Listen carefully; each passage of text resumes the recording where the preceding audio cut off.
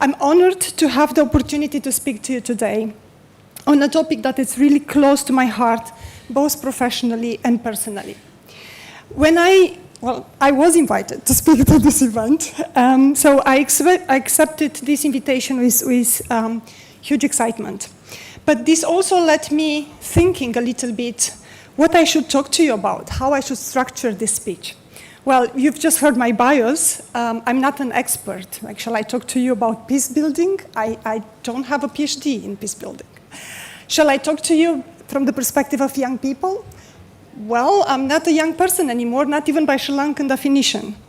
So I decided to have a personal story, because peace building and development for me, it's all about individuals and their stories.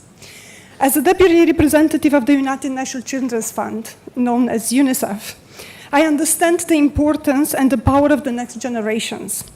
But also, as a national of Romania, my home country, as you've heard a little bit earlier, I have seen in my life how young people can be the driving force for change when a country experiences upheaval. When I was about your age, out there, as you young people here today, my country went through a drastic political and economic change.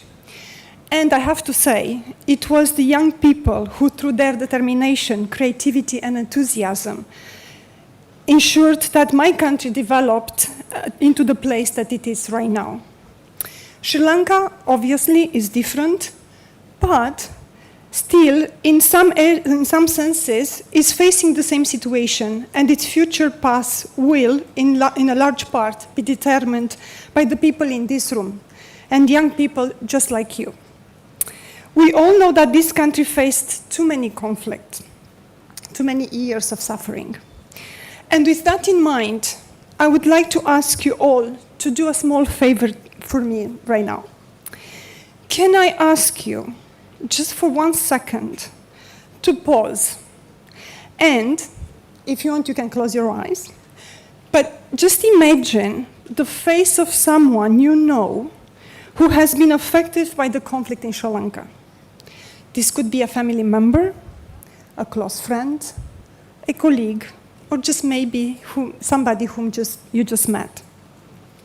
For me, personally, that face, the face that comes to my mind is of a young mother who I met 4 years ago when I first came in Sri Lanka, in the north. She had lost her husband, and she was looking after three young children. She had no job, no income, but she considers herself lucky because, unlike other people like her, she actually had a very small 2-room house, although with very poor sanitation facilities. The children were going to school, but they were malnourished and at high risk of dropout.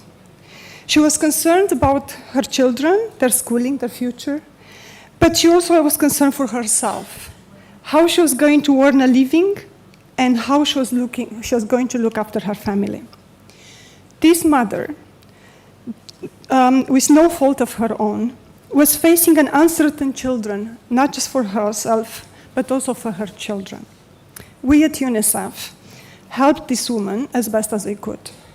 However, it highlighted to me how important it is to build a lasting peace in this country. And this is why peace building and reconciliation is such an important area of UNICEF's works in Sri Lanka. We have committed to supporting those young men and women, just like you, who want to play a key role in promoting and achieving sustainable peace. In fact, we believe that young people have an absolutely fundamental role in building peace.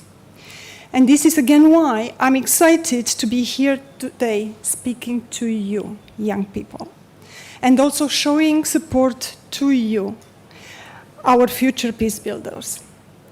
Because it will be the young passion, positive action and drive that will make the difference. With this in mind, I would like to share with you 3 lessons that I have learned in my personal and professional experience that I hope it will help you guide you in your own journey. First, we, and you especially, are all responsible for building peace.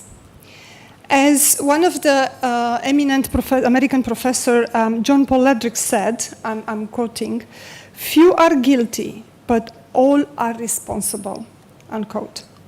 This is a critical lesson in peace building. When conflict exists, it's not just the responsibility of those directly engaged in the fighting to try to end it, but rather the work of the whole community, the work of all of us to do our part.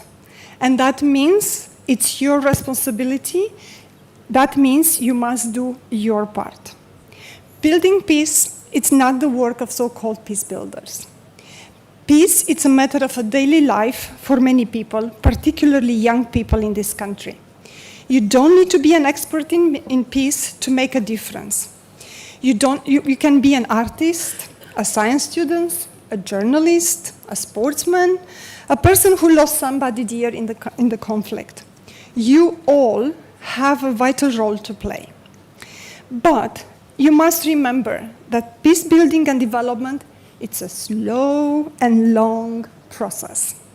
It takes on average, studies show, of 14 years for a country that has faced conflict to recover to its original growth trajectory. Therefore, you must start thinking in decades, not one-year project cycles. If you are serious about making a change and achieving results, you have to think long-term, because the impact of your work will be visible in years' time. I was young and I know that young people want change right here, right now. But have patience and commitment, and your work will bring about the change you require. Although, as I said, it will take time. Secondly, the peace process can greatly be enhanced with your creativity, your energy, and your innovation. Use them. We live in a time of huge opportunities. The world is different today than it was 8 years ago. You have different tools at your disposal. Find the means and space necessary to develop new ideas around specific peace-building challenges and to encourage experimentation with unconventional approaches, including but obviously not limited to entrepreneurial and technology-based ones. Harness the technology for peace-building purposes. Use social media platforms to strengthen civic engagement, to connect and unite young people, not to divide. I urge you all, as young people and journalists, to use these tools. Don't be afraid to try something new or something different. At UNICEF, we have experimented with music and sports as ways to engage children and young people from different communities, and the results have been amazing. We have seen, for example, children and young people with different ethnicities, religions, and backgrounds coming together to play music, to be part of a concert, and performing music together. Children and young people engage in an inter-ethnic dialogue, communicated emotions, learned values, coordinated their efforts towards a common goal. And in turn, this developed their social skills and increased empathy.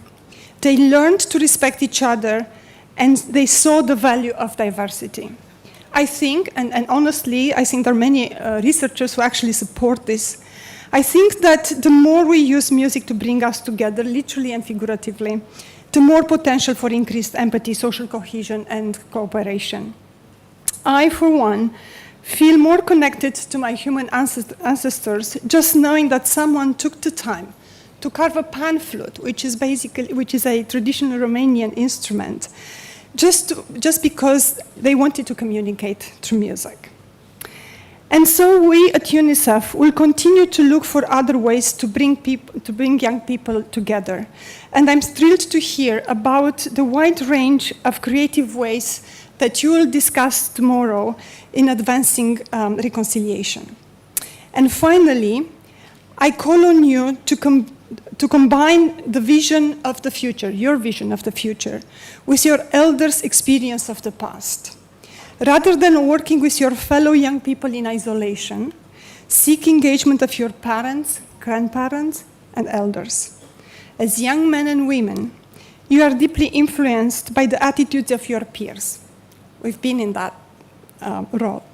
Yet, the older generation is a fantastic resource that you should utilize.